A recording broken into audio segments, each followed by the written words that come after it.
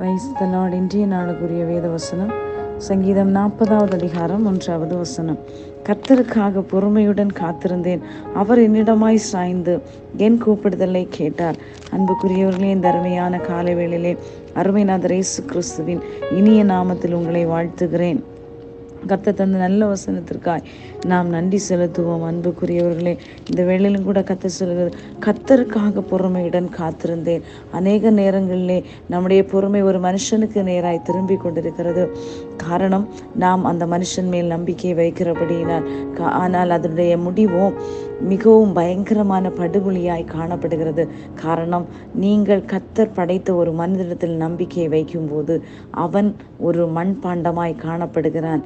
அப்பொழுது அந்த இடத்திலே சத்துரு நம்முடைய காரியங்களிலே ஜெயம் எடுக்கும்படியாய் அந்த மனிதனுக்குள் பிரவேசித்து நம்முடைய நம்பிக்கை கெட்டு போகும்படியா, இல்லை என்றால் ஒருவரோடு ஒரு எதிராளியான பிசாஸ் யாரை வஞ்சிக்கலாம் என்று அவன் வகை தேடி காரியங்களை செய்து கொண்டிருக்கான். ஆனால் உங்களுடைய பொறுமை, கர்த்தரை குறித்து பாருங்கள், யோபுடைய பொறுமை, எவ்வளவு துன்பங்கள் வந்த போதிலும் அவன் காத்திருந்தான். என் தேவனை காண்பேன், ஒரு நாள் நாம் என்னுடைய காதால் கேள்விப்பட்டதை என்னுடைய கண்ணால் நான் காணுவேன் என்று சொல்லி சொந்த கண்களால் காணுவேன் என்று நம்பிக்கையோடு காத்திருந்தார்.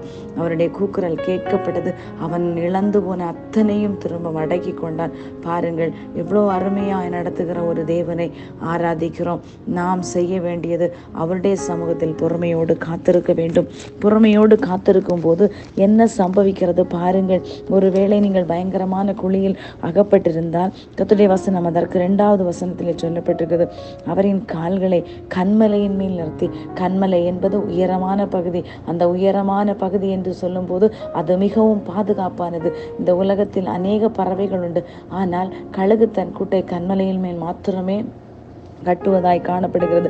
அதுபோல இன்றைக்கு நம்முடைய வாழ்க்கையிலே சில காரியங்கள் வரும்போது நம்முடைய வீடு, நம்முடைய வசனமாகிய வாள் எடுத்து நாம் சத்துருவோடு போராட ஆரம்பிக்க வேண்டும். அதுபோல் அந்த வசனத்தை திரும்ப திரும்ப அறிக்கையிடும் போது கர்த்தர் அந்த இடத்துல நமக்காய் எழும்பி நின்று அவர் நமக்காய் யுத்தம் பண்ணி நமக்கு எதிராய் நிற்கிற எதிராளியாகிய பிசாசை துரத்த அவர் வல்லமுள்ள தேவனாய் இருக்கிறார். அந்த காலானது கன்மலையின் மேல் நிறுத்தி அதை உறுதிப்படுத்துகிற தெய்வமாய் காணப்படுகிறார். அதுபோல நமக்கு அந்த சந்தோஷம், நமக்கு கிடைத்த வெற்றியின் ஆர்ப்பரிப்பு தான் புதிய பாடல்களை நம்முடைய நாவிலே தந்து நம்மை துதிக்க வைக்கிற தேவனாய் இருக்கிறார். ஆனபடினாலே நாம் அவரின் நம்முடைய பக்கமாய் சாய்ந்து நம்முடைய கூக்குரலுக்கு பதிலளிக்கிற தேவனாய் இருக்கிறபடியா இந்த நாட்களை அவருடைய சமூகத்தில் காத்திருப்போம். ஒரு நாளும் பொறுமையாவதில்லை. அது கண்டிப்பாக செய்ய வேண்டிய காரியத்தை செய்து கடந்து வரும். அன்புக்குரியவர்களே, கர்த்தர் தாமே உங்களை ஆசீர்வதிப்பாராக. ஆமென்.